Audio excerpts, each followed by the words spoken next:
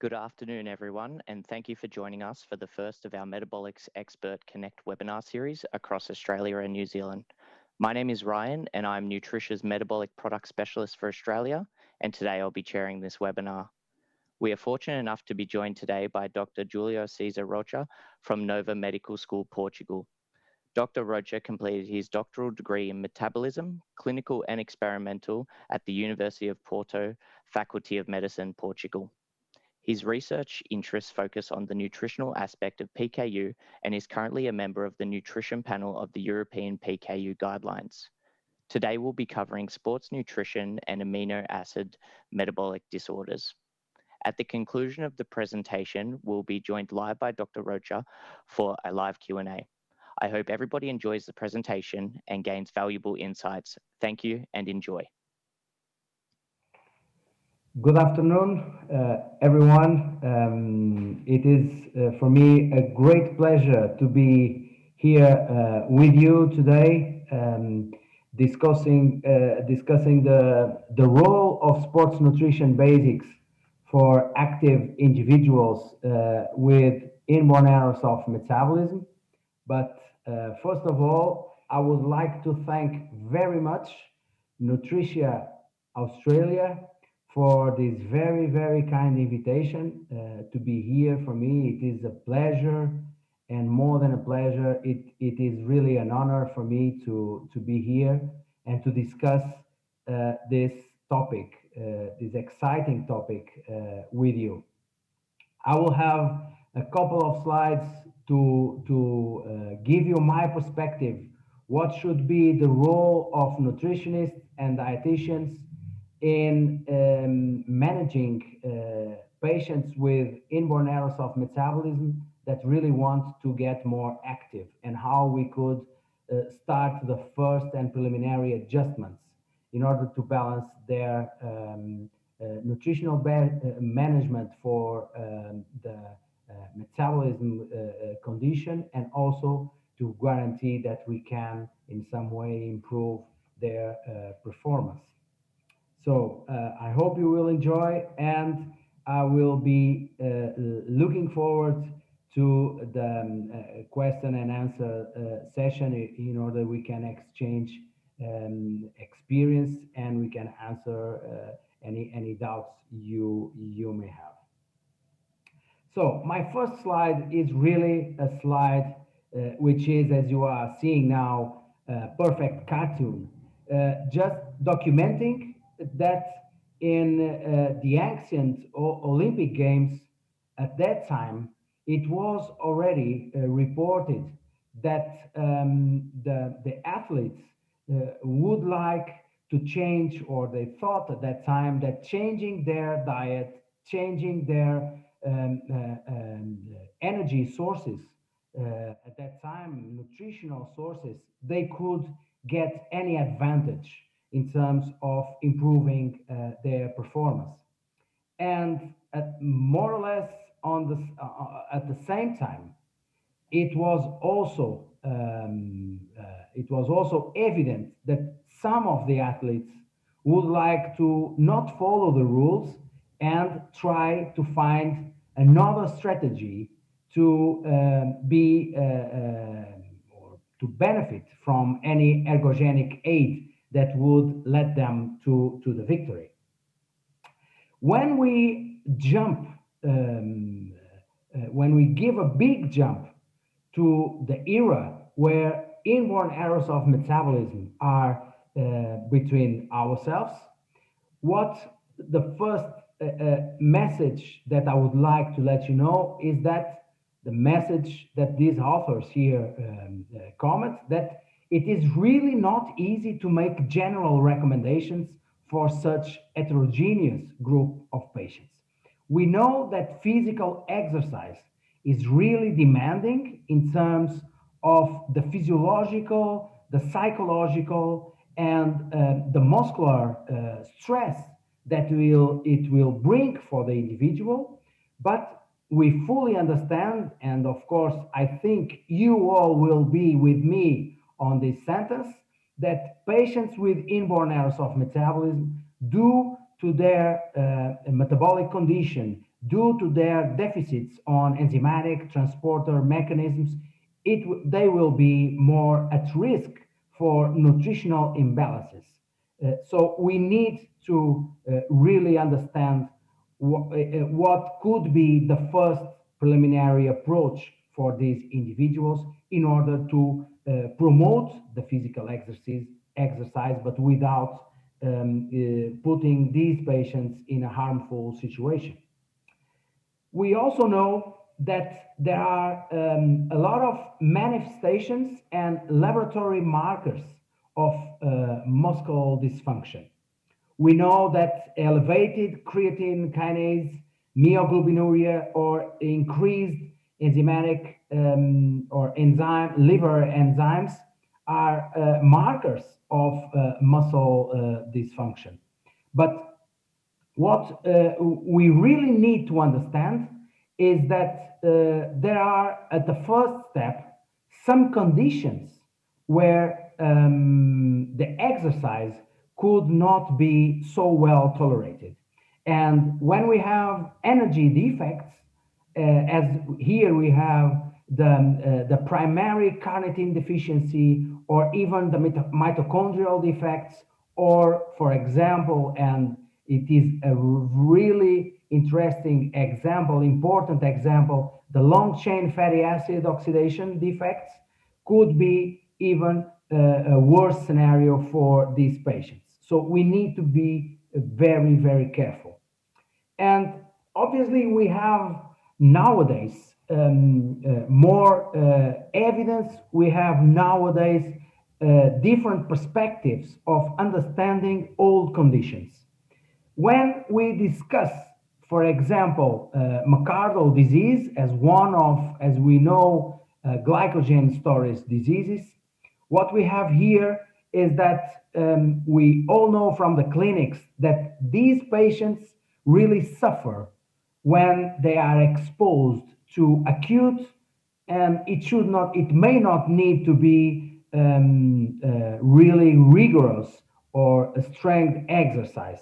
So the intensity of the exercise does not need to be too high to give rise to weakness, to muscle pain, and to completely incapacity to continue the exercise. But what we really need to think about these days is that the genes really are in a perfect crosstalk with the exercise. And the new perspectives is that a regular physical activity may attenuate the clinical severity of patients with myocardial disease. And as we know, they are not able to use their muscle glycogen stores, and by that way they suffer muscle pain, and they may be prone to increased CK levels. But nevertheless, we need to think also that completely absence of physical activity may even put these patients at a higher risk when, for instance, they need to make any accidental physical activity episode. So we need to understand that this adaptation between genes and lifestyle environment conditions is more and more useful nowadays also in the clinic. So this slide, as you can see here, does not have any reference, and does not have any reference because, as long as I know, this topic was not really fully discussed in terms of not understanding what are the consequences of the exercise for these conditions, because we all know that fasting conditions in these in patients with fatty acid oxidation disorders, maple syrup urine disease, urea cycle disorders, and, as I just said, glycogen storage diseases, and particularly type 1A, these kind of diseases may put patients at risk of severe acute decompensation when the exercise can be as I say here, a formal risk factor that may modulate decompensation. So, but on the other side, we have conditions like PKU, where we really do not see an absence of a formal risk factor. We know that there is a paper from Priscila Mazzola from Brazil, showing that patients with PKU with lower compliance, or I would say a worse metabolic control, deteriorated metabolic control explained by increased Phe levels, would be at lower status in terms of performing exercise at the same level, at the same intensity. But the bottom of line is that we really need more research, because we really don't have too much or almost nothing in the literature about this topic.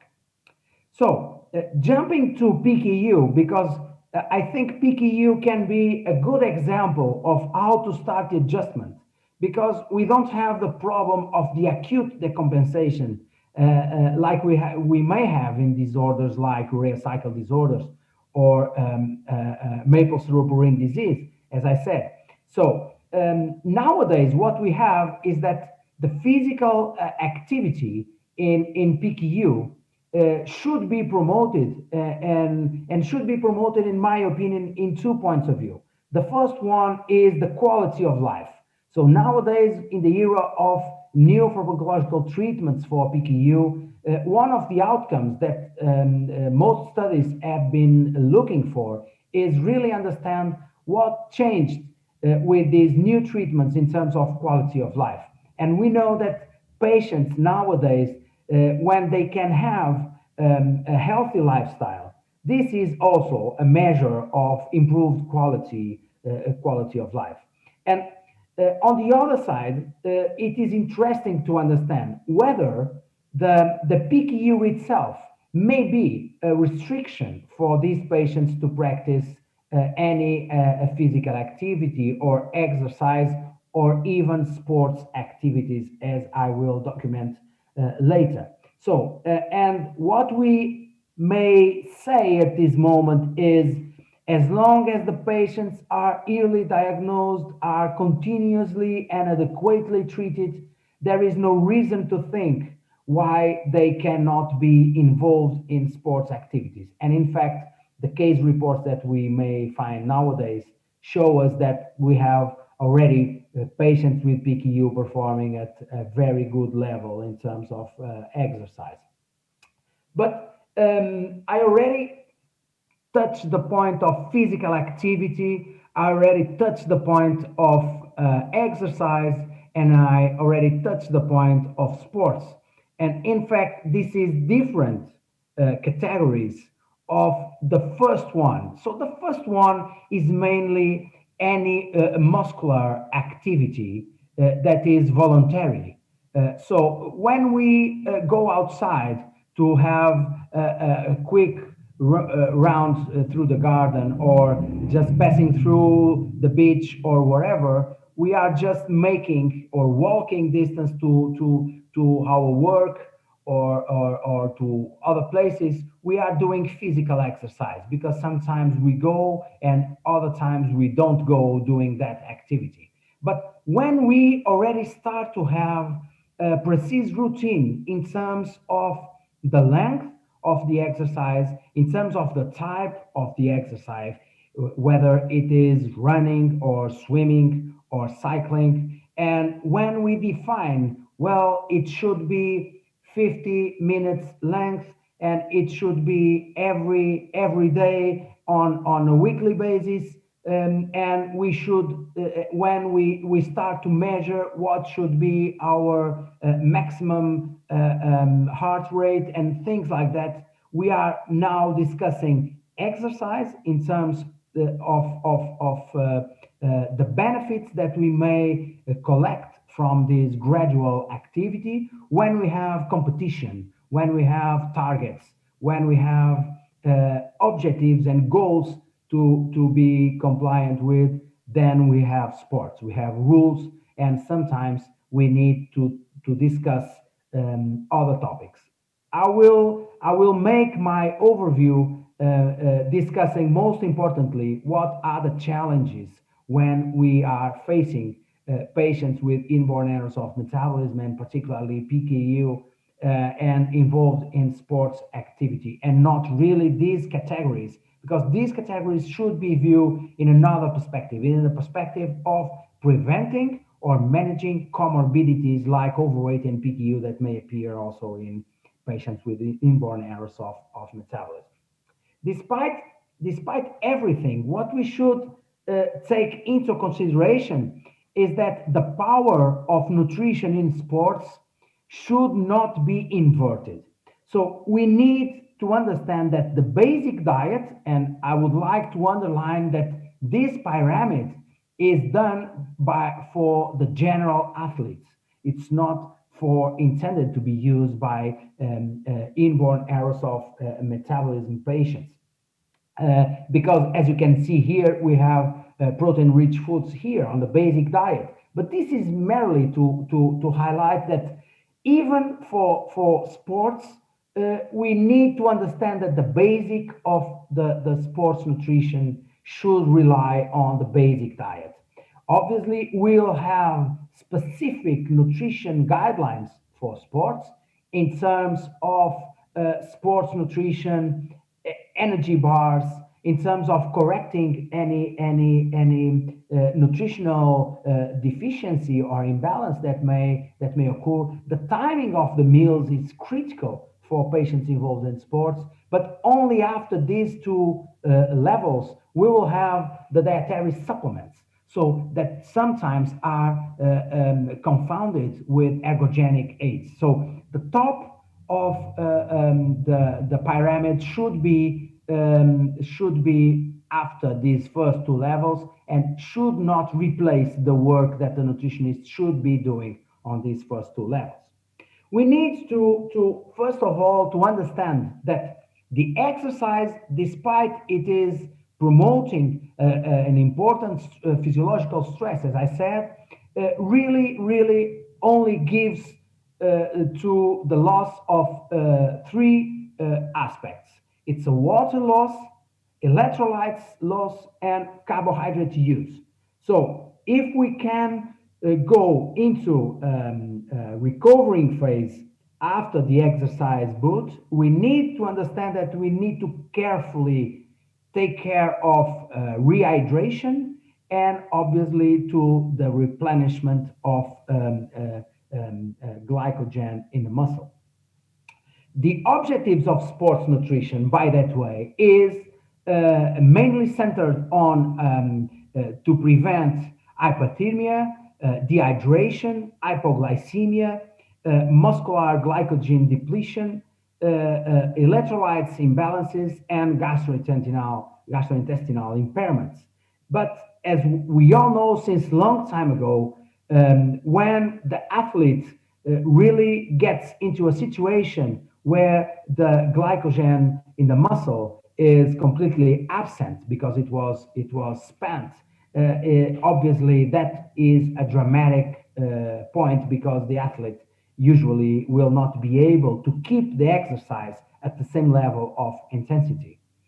We also need to understand that we are taking care of the sports nutrition for the athlete, but we are taking care of trying to give the athlete the most important energy source for the cells, ATP. And the ATP may come from glucose when we do the glycolysis and all the anaerobic metabolism, and when we have fully amount of oxygen, when the individual may be able to exercise at a good condition, what we will have is enough oxygen to give rise to fully or full aerobic metabolism, giving rise to oxidized fatty acids that we all have in our fat stores in quantity enough to, I would say, to deliver or to complete several marathons, but only the best athletes will be able to finish at least one marathon, because obviously we cannot use fatty acids as energy source without the presence of oxygen. And that's when the problem arises. Because if we do not have good training, if the genes are not there, we all know that not all the athletes will be champion. If the trainments are not well conducted, the athlete will use in a higher proportion the anaerobic metabolism, and considering that the amount of energy that we will get from oxidizing glucose in the absence of oxygen will give rise to a lower quantity of ATP producing lactate. What we will get is in fact too fast depletion of muscle glycogen. And even though the liver glycogen may give rise to try to correct glycemia, that will not be enough to continue the marathon or other highly demanding exercise. That's why this table is a classical table. This table is extracted from one of the reference books in sports nutrition by a very well-known author, and I would like to underline this table as a table, because this table does not show what really happens in the physiology. On the physiology, we could not separate these sources, because these sources will be contributing instantaneously to the energy output extracted from nutrients. But what we can say is that if the intensity of the exercise, if the type of the exercise is highly intensive, that will give rise to a high use of muscle glycogen, that will give rise to a short time distance of exercise, because we really do not have too much glycogen stored in our body in order to be a source for all the energy need to perform this volume of exercise. On the other side, if we can be able to use fat stores that, as I said, will give rise to high concentration or high levels, high output of energy from its oxidation, we will be more close to finish the marathon. That's why every marathonist will need, obviously, a perfect fat oxidation in order to be able to win the marathon. So the main focus for athletes is really the carbohydrate intake. And as you can see here, for low intensity exercise, the level of, or the recommendation in gram per kilogram body weight of carbohydrate is really lower compared with athletes that are exposed to very high extreme exercises. So this is really huge amounts. If you make the calculations for an athlete of 70 kilogram body weight, it is a huge amount of carbohydrate that sometimes we are only able to comply with supplementation. But not only the full amount of carbohydrate will be important. It will also important to understand that the general fueling before the events will be very critical. We need to put the athletes in the best condition, in the best nutritional and physiological condition in order to perform the exercise. And there are particular recommendations from the American College of Sports Medicine in the previous day before the exercise. And these guidelines changed in terms of whether the exercise is below 90 minutes length, or it is more than 90 minutes in a sustained way, or even if it is an intermittent exercise. Also, the pre-event fueling, it's also important. Beyond this preparation that should occur in the day before, for each hour before the exercise, a general recommendation should be at least 1 gram of carbohydrate per kilogram per hour before the exercise. Obviously, this should be adapted to every exercise and adapted, most importantly, to every athlete. Regarding protein needs in athletes, what we really know is that against every single myth you may find in the internet or wherever, we really need protein for athletes to support metabolic adaptation, to repair, to remodel, and obviously to face protein turnover issues. But as you can see here, this is completely above the WHO, if you prefer, recommendation, but not 3, not 4, not 5, not 6 times higher the protein intake that we may be proposing for general population. So we need to balance this in an adequate way. So the most important thing also in protein is not only the full amount, as I said for carbohydrate, but when to eat the protein.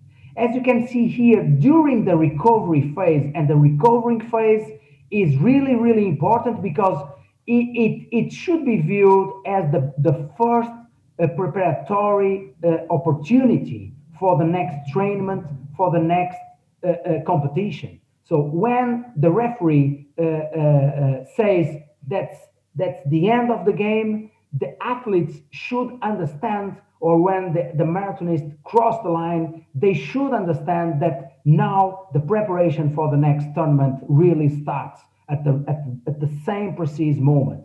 And as you can see here, there is conflicting evidence showing that the ingestion of carbohydrate alone in the post-exercise period, or in ingesting carbohydrate together with protein, does not seem to change the muscle glycogen synthesis. That is, as I said, one of the most important goals in order to optimize sports nutrition and to prevent imbalances. But we should not look the post-exercise synthesis, the post-exercise period, merely on the way of optimizing muscle glycogen synthesis. We should understand that we need to improve net protein balance in the post-exercise period. So in that way, the co-ingestion of protein with carbohydrate uh, seems to be an important measure to be taken in order to improve. And I would like to put here in brackets a small advertisement in order you can remember this when we will be discussing what happens in particularly in PKU. About fat, we know that the plasma-free fatty acids, intramuscular triglycerides, and adipose tissue are fuel substrates for endurance exercise, but nevertheless, we should pay attention because we do not want lower fat intakes, because we need to take care of fat soluble vitamins that we all know that will be delivered more easily in the gut in terms of the absorption kinetics when there is fat together. We need to be aware of the essential fatty acid recommendations and also the N3 fatty acids. So, in terms of micronutrients, as I said, energy is a powerful stressor of many metabolic pathways. And together with energy intake restriction, extreme weight loss practices, we should not forget that in some sports, the athletes compete in distinct categories of weight. And sometimes they simply restrict the water and fluids intake, and sometimes they adopt extreme weight loss practices. And this may put them at risk of nutritional imbalances. Sometimes some athletes may also eliminate one or more food groups in the diet and consume purely chosen diets. This may be a risk factor for suboptimal micronutrient intakes And in that way, athletes may benefit from supplementation. And the American College also highlights the calcium, iron, vitamin D, and also antioxidants. Regarding fluids, the most important message is that please tell your patients, tell your athletes, please do not trust on thirst, because when athletes usually get thirsty, they at the same time they are already dehydrated for some time ago. So we need to understand that losing weight after the exercise usually tells you how much water and electrolytes you lost. So you need to replenish these losses, but not in 100%, because you will continue to have skin losses, respiratory losses, urine losses. So you will still need to replenish with at least 125 to 150% of the estimated weight loss that we can match to the volume of fluids lost. So regarding this point, I would like to make a brief note about sport drinks. And sport drinks are not energetic drinks. I would like to emphasize that sport drinks are solutions with six around 6% of carbohydrates, 7% in some instances, and that are really rich both in sodium and potassium. And what does not happen in refrigerants, what does not happen in other carbohydrate sources or fluids, as I would say, simple sugars sources and juices that may have increased concentrations and may be too low in these electrolytes. So please, when you want to make a perfect rehydration in terms of, especially in athletes that are exercising in hot and humid climates, please consider sports nutrition, but not any energy sports drinks. So this is really a question I would like to emphasize. And what is the message for sports nutrition in PKU? The first slide I would like to share with you is the danger of high protein dietary supplements in patients with this condition. And there are case reports of adolescents with PKU, and not even a classical PKU, that faced really problems when the bodybuilding supplements were given without a correct advice. So we need to be aware that this may happen, and we need to be aware that if this happens, that may put the patients at an increased risk. One of the most recent publications, and it is interesting because we jumped around 15 years from the first publication I show you until this one, and this publication from US tell us about the question: do we have data on physical activity in PKU patients?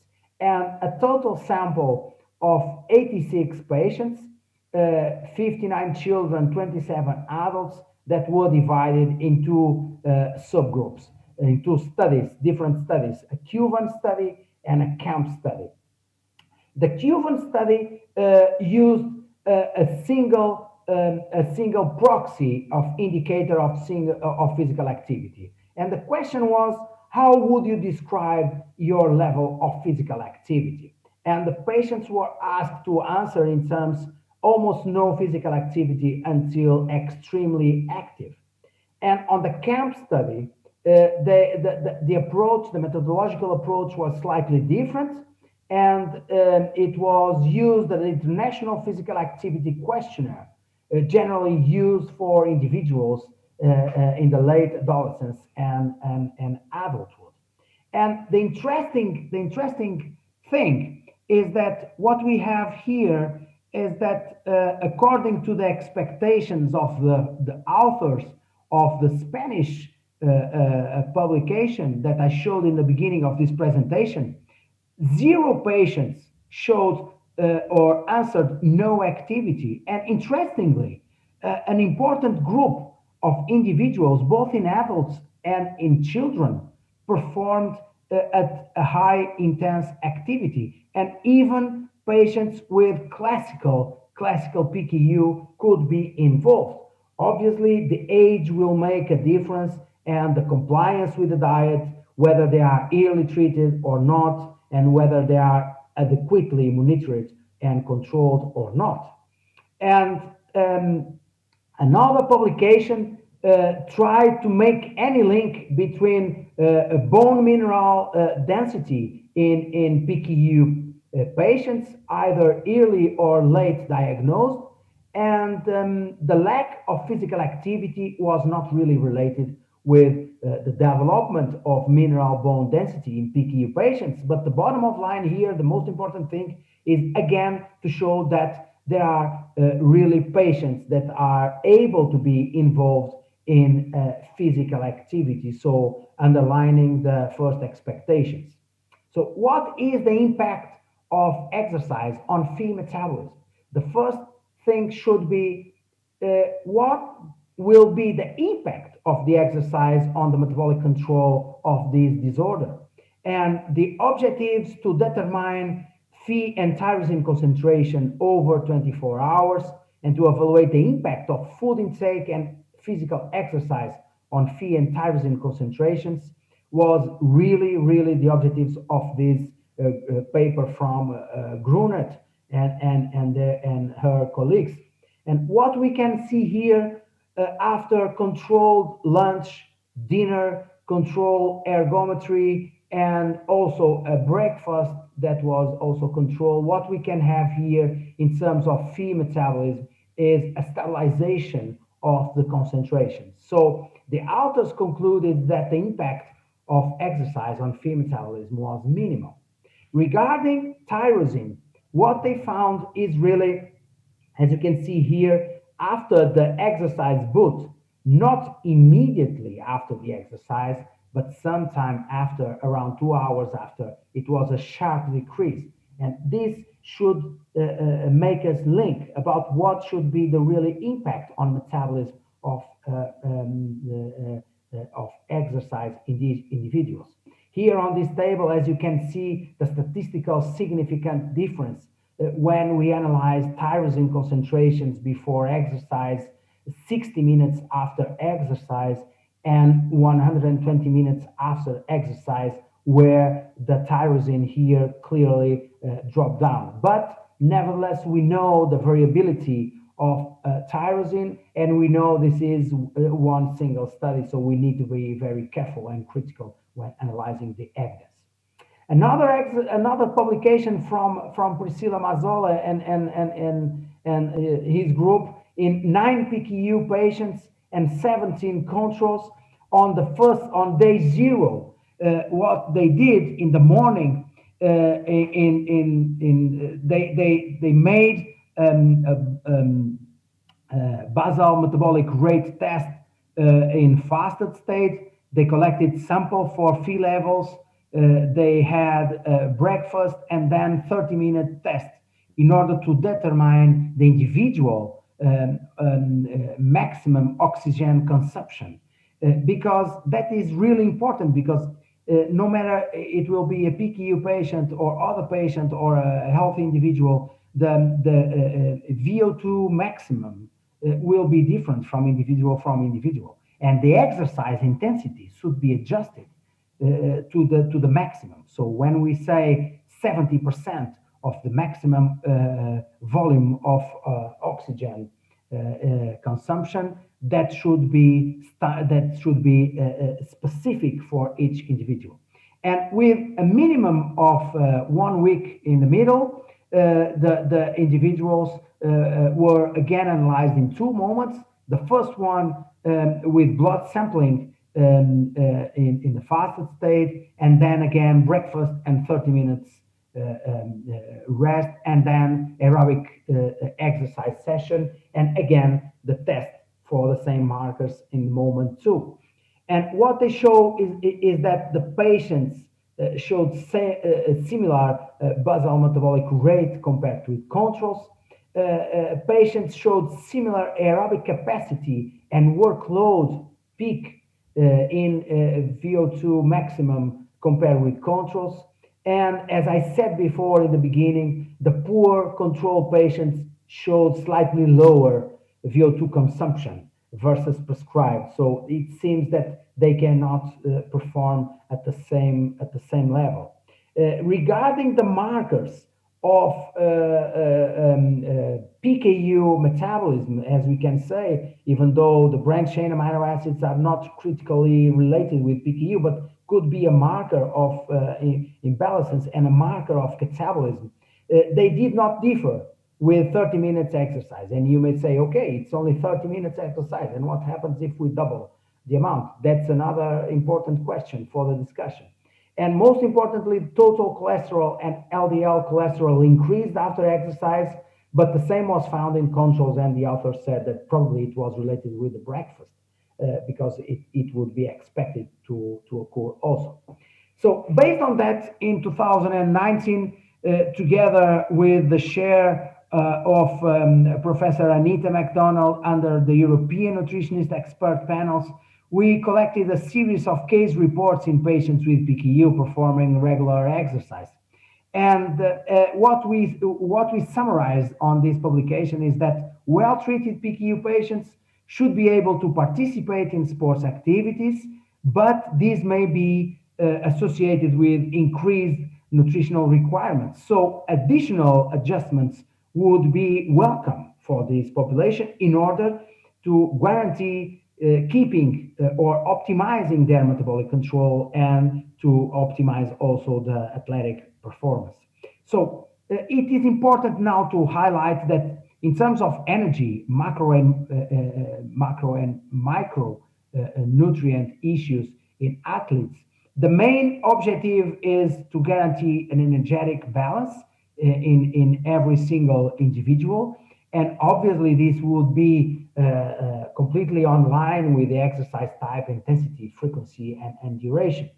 And in terms of carbohydrate, as I said, not only the total amount, but where and how much we will be putting the carbohydrates in terms of the daily meals.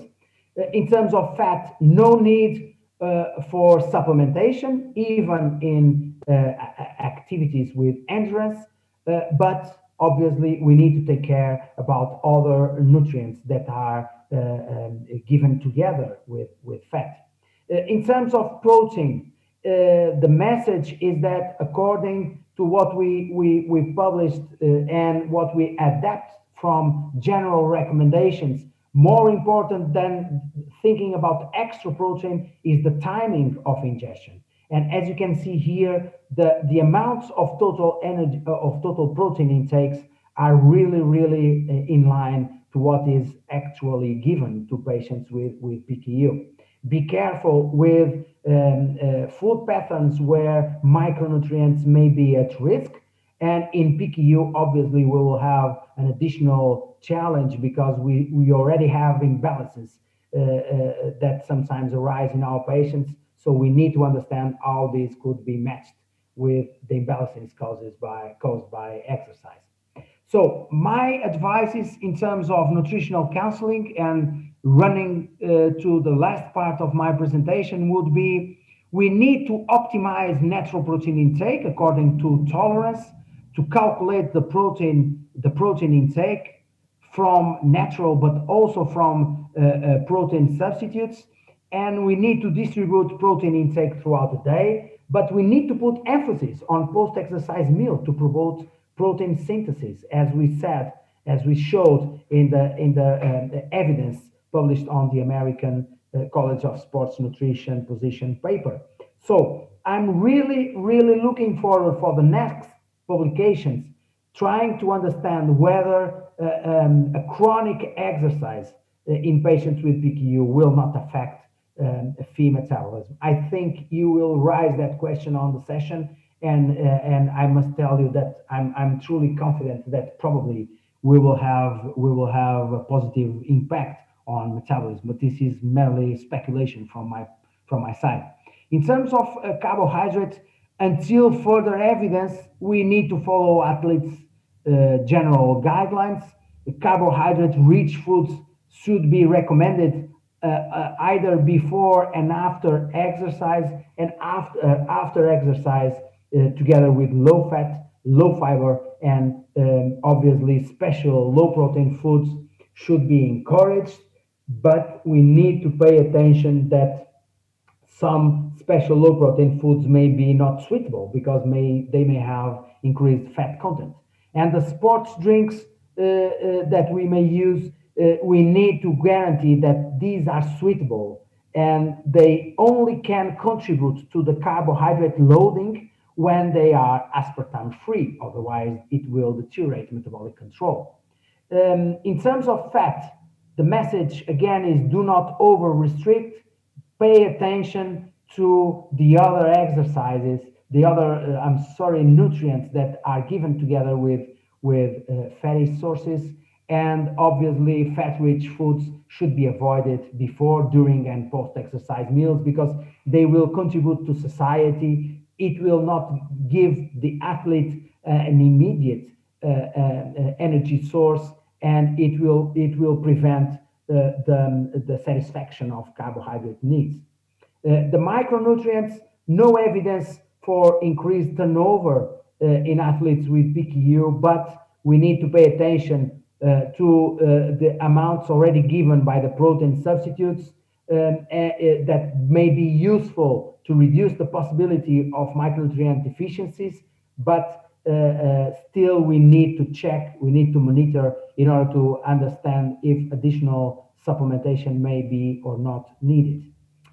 Regarding fluids, the important message is try to be up to 100% of what is the water loss and pay attention to the osmolality of protein substitutes that may be given after the exercise, because at that moment athletes with PKU may be more prone to gastrointestinal distress, and obviously this should be prevented. Regarding the pre-exercise meal, I would like to emphasize that the protein substitute is not the best way to start the pre-exercise meal. So it should be given in divided doses together with meals, depending on exercise timing. So we need to readjust the timing of giving protein substitutes based on the timing of the exercise, and not only what we think it was the best before the patient starts doing exercise. The carbohydrate rich meal should be offered. So again, the special low fat, low protein foods can be used.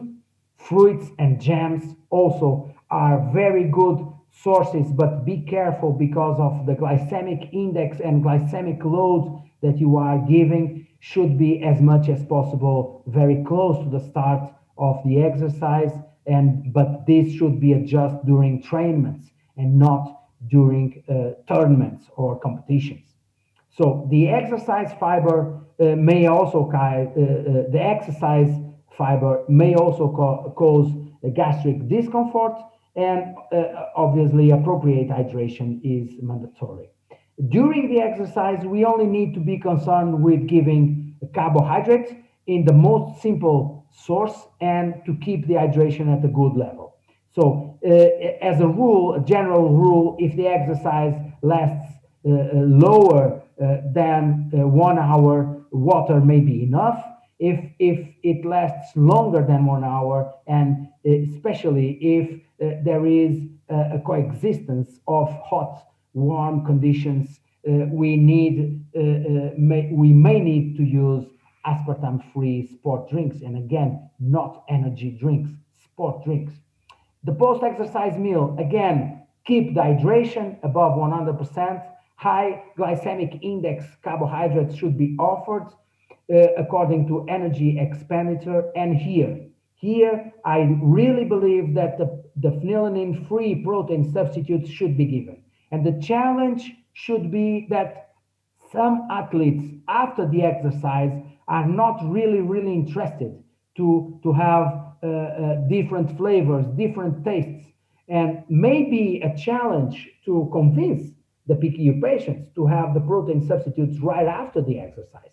But we need to pay attention that after the exercise, we have a window of opportunity, not only to replenish muscle glycogen, because the GLUT4 transporters for glucose are more expressed on the top of the muscle fibers, where the glucose should enter, and when the insulin should stimulate the transport, and on insulin should also stimulate not only muscle glycogen resynthesis, but most importantly, protein synthesis to repair, to remodel, to optimize protein turnover. And if the patients really have the capacity to increase protein substitutes at the end of the exercise, the first reports that we saw from Grunet paper showing a decrease on tyrosine, that obviously will impair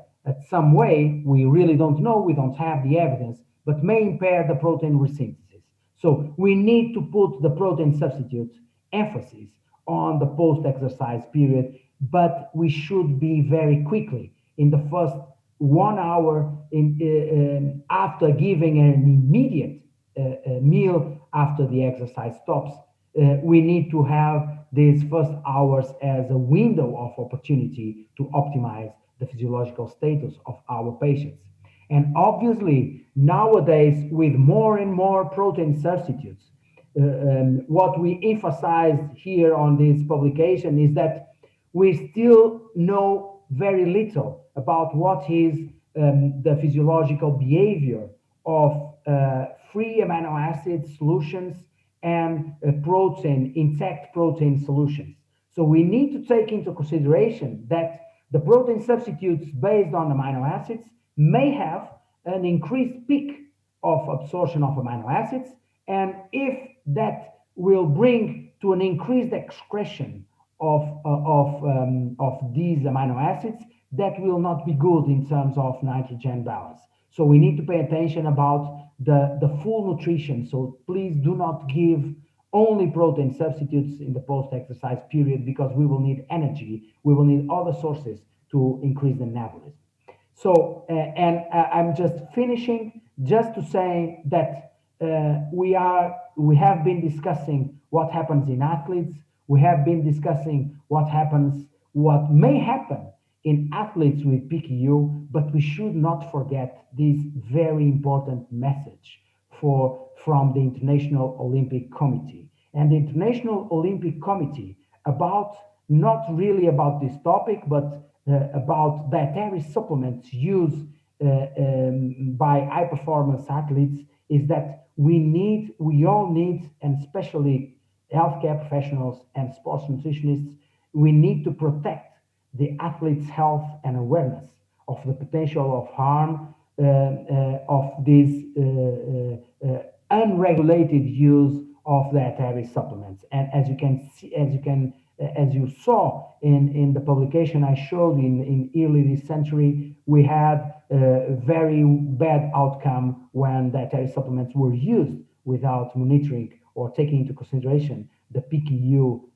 as a background disorder. So we really need to emphasize that the athletes should get a strong advice from recognized professionals before starting supplement use. And I would say, please take care with the patients with PKU and with other inborn errors of metabolism. Make the adjustments very slowly and do not make very rude and dramatic changes, because we need to protect our patients, because before they will get into a level of athlete, they are human beings, and they are rare patients, rare disease patients. So they have two special priorities: the rare disease and the fact they are a human being that should be put in the front of the sports objectives. And as conclusion, in some inborn errors of metabolism, exercise may not be fully safe as it may increase the risk of acute decompensation. I think you all may agree with this with me. Early and continuously treated patients with PKU may be able to perform physical activity, and this should be highlighted in two perspectives. By one hand, to better control the comorbidities risk and to manage when these comorbidities are already a reality in our patients, and on the other side, to optimize the quality of life of our patients. So do not put barriers if our patients want to play football or want to run a marathon or ride a bike. They can be able to do that. So no reason to think that they are, at least in PKU, they should be restricted. So nevertheless, there are no studies analyzing how much motor performance may affect patients' enrollment in specific activities. Around 50% of the study groups of patients were able to perform at least light and moderate physical activities, which is a very good preliminary aspect. Special advice may be needed for these patients, and in my opinion, I think the advice should be given by metabolic dietitians and nutritionists. Otherwise, we may go back 20 years and we may face, I'm sorry to be so direct, but we may be facing the same problems as the case report that I showed you in the beginning may happen again, because the sports nutritionist, when not knowing in detail what happens in inborn errors of metabolism, may not be the best person to give advice. So, the two professionals may be working together, or I would prefer that the metabolic nutritionist should be the first line of giving advices. The acute exercise does not seem to affect Phe concentrations, but I would like to underline this sentence. But we need more research, and I think evidence is needed to really underline this. I do not think this will be the reality. And physical activity should be viewed as a strategy also against comorbidities like overweight and metabolic syndrome. So thank you very much. This was my last slide. Thank you very much for your attention. I'm sorry if it was too busy, my presentation, and I'm looking forward for your comments, for your questions, for the challenges. And if you raise me a lot of questions that I will not be able to answer, it means that I was achieving the main objective of this presentation, that is mainly to highlight an emerging area that should be not overcome in the management of patients with inborn errors of metabolism, and particularly PKU. Thank you very much, and let's jump now to the discussion. Thank you.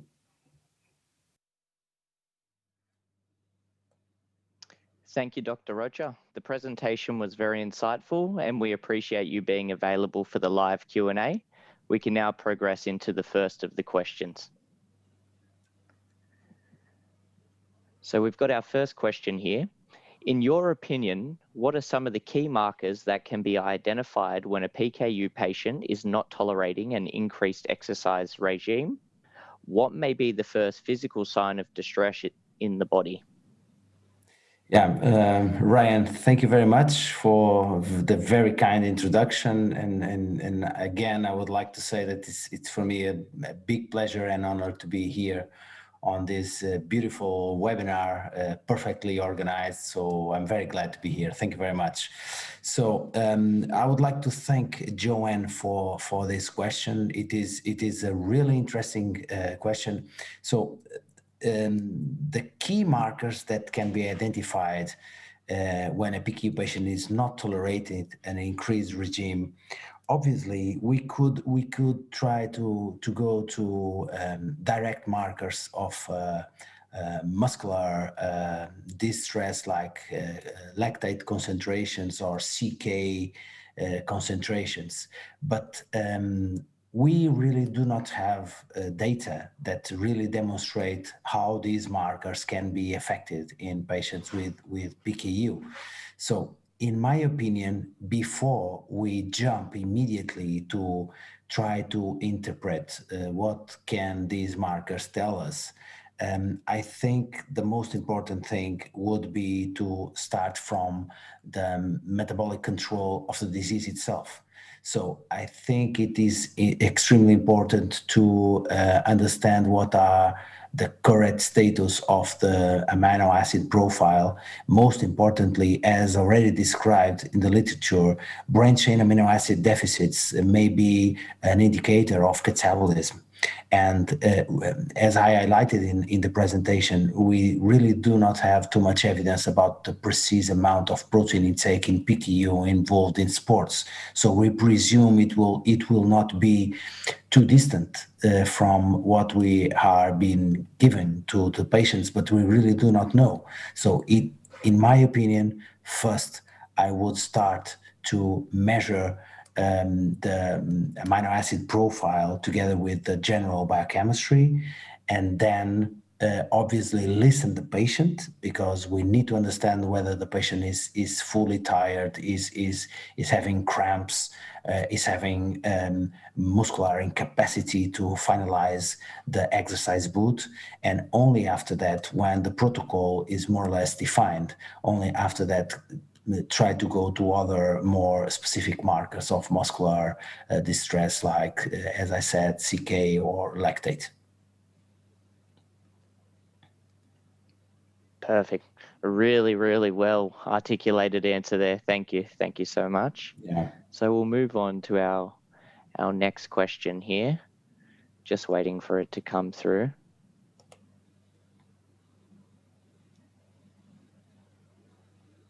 Perfect. Yeah. So we've got a second question from Joanne. You mentioned the emotional benefits of physical activity. Do you feel participation in team sports is an essential pathway for a sense of normality in the lives of PKU patients? Should this be encouraged from a young age? Yeah, I would like to thank again Joanne for this very good question. I think it will not be an essential pathway. I think that when we have early treated, or better, early diagnosed and continuously treated PKU patients, what we may have is a completely absence of any contraindication to perform exercise and even sports. So we should more and more look into the quality of life of our PKU patients. So probably, in my opinion, we should not prevent our patients to be enrolled in these activities. So please treat these patients as in this aspect particular as normal individuals. So because if we put the disease in front of the sport, the patients will start exercising already losing, and this is not the best approach, even in terms of the psychologist point of view. So we need to put the self-esteem of our patients on top, and not giving the messages with a negative sense. So about the age of encouraging, I would say at a young age. So I think if we can understand that overweight and obesity has a tracking throughout the pediatric age until adulthood, and if we think that from 6 to 10, it will be a critical period for overweight and obesity incidence in children. I think from that age we should start to promoting exercise at a routine level. It will increase both their metabolic control and also in terms of behavior and psychological aspects. Great. Yeah, I completely agree with pushing normality first with the young patients, especially. Yeah. So we have another question coming through. Whether increasing muscle size or losing weight, is there a need to increase protein? So two different types of training there. Yeah, yeah. This is a tricky question, and I will explain why. There is a myth saying more protein, more muscle, which is false by one sense, and false because without without a full nutrition, you cannot produce more muscle. But obviously, without amino acids, you are not able to increase muscle mass. So you need a perfect nutrition to increase muscle mass. But the point is that please do not jump immediately to rise the protein intake. You may need to increase protein intake in PKU patients or other individuals, but please first take into consideration the timing of ingestion. So in my clinical practice, the first step is not to increase protein intake, is to readjust the timing of ingestion. And only in a second step, if needed, I can increase protein intake. And for losing weight, the question is even more difficult because when we are promoting weight loss or trying to put our patients on a weight loss process, that's why they have overweight or obese. And we really do not know yet the precise causes of overweight in PKU.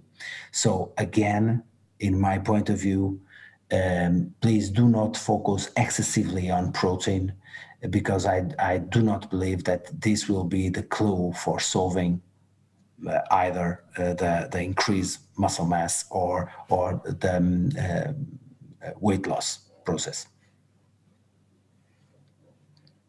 Great.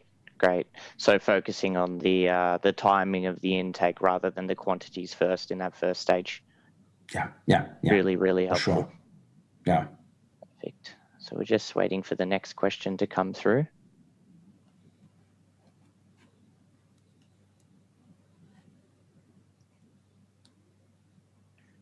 Great.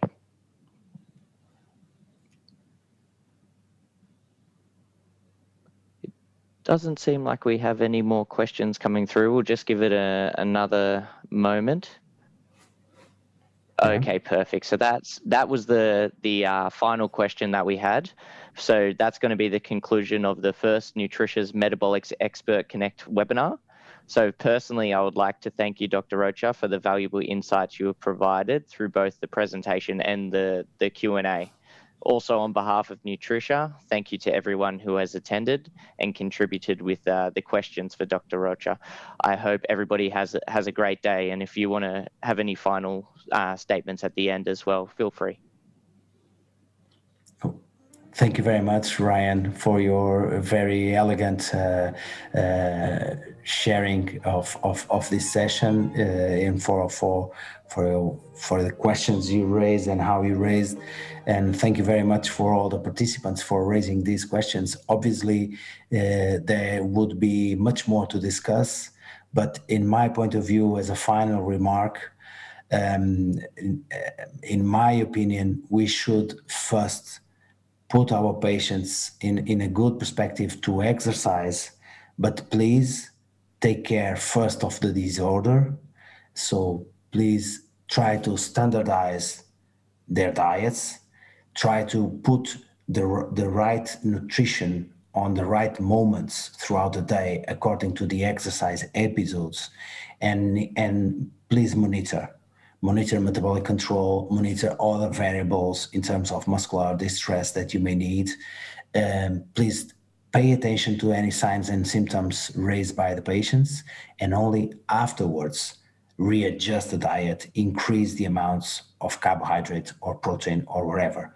Please do not jump immediately to give more protein when the patient for the first time tell you, well, I'm a football player. So, okay, you are a football player, you will need the double protein. No, this will not be the right approach.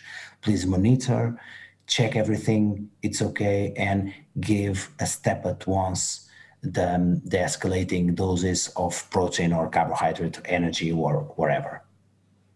Okay, thank you very much. And I will be glad to answer any other questions or even remarks that the colleagues may have in terms of what could be the monitoring they could be doing in their patients, in terms of why not my colleagues from Australia and New Zealand to collect case reports that can even more highlight the benefits of joining these individuals in sports activities in order to promote their health and to combine with a perfect metabolic control. Perfect. What a great way to close. Thank you so much, everybody, and have a great day. Okay, thank you. Bye-bye. Bye. Bye.